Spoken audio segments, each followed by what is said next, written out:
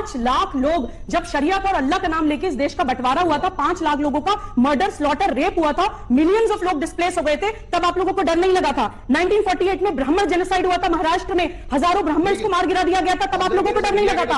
1984 में सिख जेनोसाइड हुआ था, आप लोगों को डर नहीं लगा था। 1990 में अल्लाह का नाम लेके, अल्लाह अकबर बोल के 3.5 लाख कश्मीरी पंडितों को कश्मीर से निकाल दिया गया था, आप लोगों को डर नहीं लगा था। कांग्रेस के टाइम पे 33,000 दंगे हुए जिसमें हिंदू और मुसलमान दोनों ही मारे गए, आप लोगों को कभी डर नहीं लगा। आपके ये डर की जो सियासत है, बोलने दीजिए प्लीज, उछलिए मत। मुझे लग रहा है आप नमाज नहीं पढ़ रहे टाइम पे, आपका मानसिक रोग बढ़ता जा रहा है, योग किया करिए, थोड़ा आपके दिमाग को शांति मिलेगी। हाजी खान साहब बहुत ध्यान से अपने कान और आंखें खोल के सुनिएगा, और अगर जमीर हो तो घर जाके दिल से सोचिएगा। अयोध्या में अड़गड़ा मोहल्ले में इब्राहिम दरगाह के सामने एक मंदिर था, वो मंदिर तोड़ के मस्जिद बनाई गई थी मुगलों के द्वारा।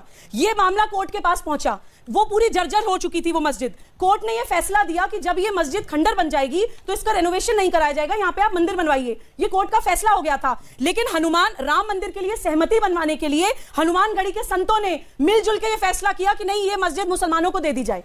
वो मस्जिद आप मुसलमानों को दे दी गई। उसी अयोध्या में खुर्द काबा है जहां से आप मानते हैं कि कयामत उठेगी। उसी अयोध्या में शाह इब्राहिम दरगाह की मजार है जहां पे हिंदू मुस्लिम सब पूरी इज्जत से जाते हैं। उसी अयोध्या में नूह अलैहिस्सलाम की दरगाह में इस्लाम का हरा झंडा शान से लहराता है। तो ये देश जो आपके इस्लाम को, आपके कुरान को, आपके प्रॉफिट को अपनी पलकों पे अपने सर पे रखता है, आपको शर्म नहीं आती कि आप उसकी संस्कृति के पीछे पड़े हुए हैं?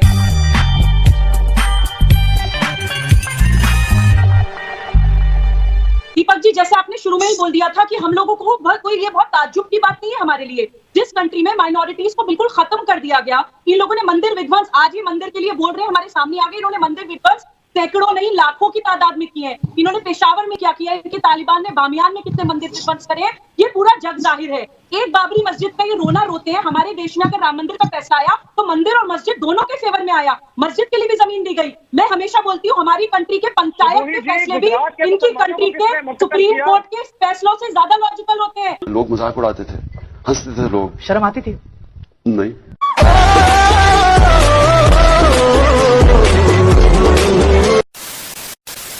बहुत इंपॉर्टेंट बात बोलना चाहती हूँ, उनके 30 सेकंड हो गए हैं। जी जी जी बोलिए सुबह। आज ये लोग कंप्लीटली नेशनल टीवी पे पूरे देश के सामने एक्सपोज हो गए हैं। अकबरुद्दीन ओवैसी ने जो स्टेटमेंट बोली कि हमने 800 साल इन पे राज किया, वो वही मानसिकता बता रहा है कि प्रॉफिट की डेथ के बाद जो ये खलीफा सिस्टम फैलाने के लिए जो तलवार लेके निकले थे, इस्लाम फैलाने के लिए, ये अपने आप को उन मुगलों से जोड़ते हैं। ये नहीं सोचते कि हम भारतीय और मुगल बाहर से आके हमारे ऊपर अटैक किया। ये सोचते हैं कि हम मुगल हैं और इंडिया सिर्फ एक लैंड है जिसपे हमने राज किया।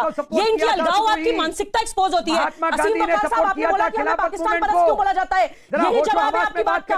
आपको पाकिस्तान परस्त नहीं बोला जाता, पाकिस्तान परस्त हर उस इंसान को बोला जाता है जो इस अलगाववाद में यकीन करता है, क्योंकि अलगाववाद के बाद ही कट्टरवाद आता है, कट्टरवाद के बाद आतंकवाद आता है, और आतंकवाद के बाद इस्लामिक स्टेट की डिमांड होती है। जो इंसान अपने आप को इस भारत की संस्कृति से अलग समझेगा, चाहे वो हिंदू हो चाहे वो मुसलमान हो, उसको पाकिस्तान परस्त बोला जाएगा। और एक बात मैं इनको और एक्सपोज करती हूँ, जो उम्मत का कॉन्सेप्ट है ना, जो मुसलमान होने की वजह से अपने आप को मुगलों से जोड़ते हैं। अगर कोई मुसलमान आपके घर पे आके कब्जा कर ले, तब आपको मुसलमान नहीं दिखाई देता, तब आपको उम्मत नहीं दिखाई देती, तब फौरन उसको निकाल के बाहर करेंगे, कोर्ट में पिटीशन डालेंगे या पुलिस की मदद लेंगे। लेकिन देश में आके अगर वो लोग राज करने लगे, अलगाववाद करने लगे, देश को तोड़ने लगे, तो अपने आप को उम्मत से जोड़ लेते हैं। इसका मतलब आप इस देश को अपना घर नहीं मानते, तो आपको पाकिस्तान परस्त नहीं बोला जाएगा, तो क्या बोला जाएगा? ये इतना सन्नाटा क्यों है भाई? अरे भाई, अलगाववाद की मानसिकता क्यों है आपकी? मुगलों से क्यों जोड़ते हैं? और एक बात और बता दूं, अपने उस अकबरुद्दीन ओवैसी को जाके बोल दीजिएगा, जिन मुगलों को बहुत समझ रहे ना, बड़े बड़े आए, आज तक हमारी संस्कृति का कोई नाश नहीं कर पाया। आपके वो अकबर तो जो हमारी संस्कृति से इंप्रेस होके एक नया मजहबी ले आए थे, दीन इलाही। दारा शिको वेद शास्त्र पढ़ने लग गए थे, जहांगीर पेंटिंग करने लग गए थे। आपके जो आलम पना, आपके लॉर्ड कॉर्नवालिस कृष्णा में मथुरा, कृष्ण बन के मथुरा में नाचने लगे थे, और मैक्स मुलर वेद ट्रांसलेट करने लगे थे। 1000 साल तो क्या, 1 लाख साल भी राज कर लीजिए, हमारी संस्कृति को बदलना या तोड़ना तो क्या छूने की भी औकात नहीं थी आपके मुगल की। जो मुगल, जिन मुगलों ने संस्कृति का सम्मान किया, उनका हम सम्मान करते हैं। लेकिन जिन मुगलों ने मंदिर विध्वंस करे, हमारी यूनिवर्सिटी जलाई, आपने बोला वो पैसा कहां ले गए? मैं इनको इसका भी जवाब देना चाहती हूं। अमीश, इन्होंने पूछा कि वो पैसा कहां ले गए? हमारा पैसा लूट के, हमारे मंदिर लूट के, हमारे ही मंदिरों में, हमारे देश में मस्जिदें बना के अपना कल्चर यहाँ पे स्टैब्लिश करने के लिए अपने खूंटे गाड़ के गए हैं। यहाँ गया है वो पैसा। वो सब समझ गए कि नाम सुबूही खान है, लेकिन दिल में कोई और है। नाम सुबूही खान है, लेकिन दिल में देश का सम्मान है। आपकी तरह दोगली नहीं हूं।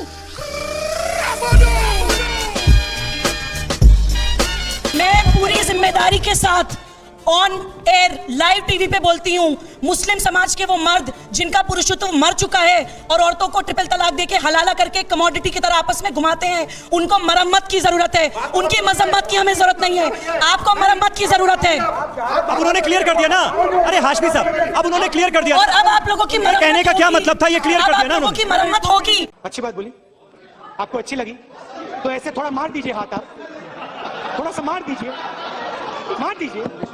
एक बार मार दीजिए। क्यों कष्ट हो रहा है आपको? अगर अच्छी लगी मार दीजिए।